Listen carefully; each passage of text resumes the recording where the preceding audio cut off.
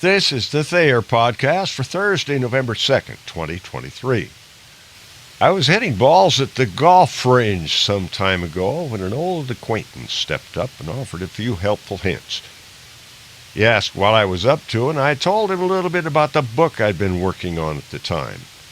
He was impressed, so I asked him if he could suggest a subject for one of my stories. He asked me to write about something good passed between my grandfather, my dad, me, and my son. Wow, what a challenge. My dad was impressed with his Uncle Bert and did his best to emulate him. Pop's father was estranged, persona non grata, a problem that creates broken families to this day.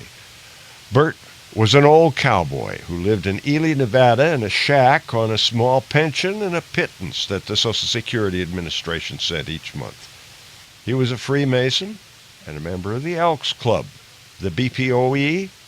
Dad said those initials stood for the best people on earth. When Bert passed away, I was in high school, and we took several days off to drive to Ely and take care of his financial arrangements. I still have a huge horse blanket that he left. He was a real character, well known and loved by many folks in the area. A peculiarity we discovered when clearing out his quarters was his penchant for saving pennies. They were everywhere.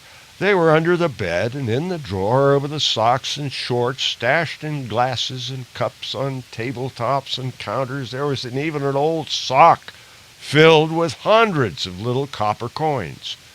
When they were picked up and accounted for, we traded them for over $50 in paper money. While we were amassing the small fortune left by my great-uncle, Dad told me about when the two met. My father had lit out from Iowa for the Old West and his mom's brother, his idea of a good man to raise him. My dad's middle name was Adelbert, named for his uncle. When he got to Ely, Pop asked around and was pointed toward the shack where Uncle Bert lived. He was out on the stoop and saw Pop coming. My dad, ever the polite young man, introduced himself. "Good day, sir. My name is John Thayer. I'm your nephew from Iowa, Uncle Adelbert." My great-uncle Bert stood up from his seat, whirled like a tornado, and kicked my dad square in the backside, knocking him into the dusty street. "You don't ever call me that name again," he yelled. "My name is Bert. Uncle Bert to you." There's an important lesson there. If you're going to leave an impression, people need to know your name. So it is that my dad, some years later, became known to all as Duke Thayer.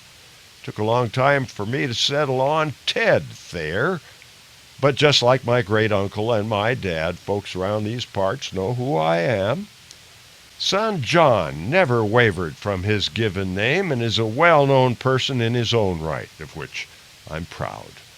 His great-uncle Bert, his grandfather Duke, and his uncle Bill would also be proud.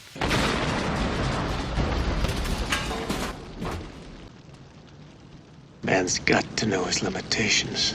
Improvise, adapt, overcome, simplify.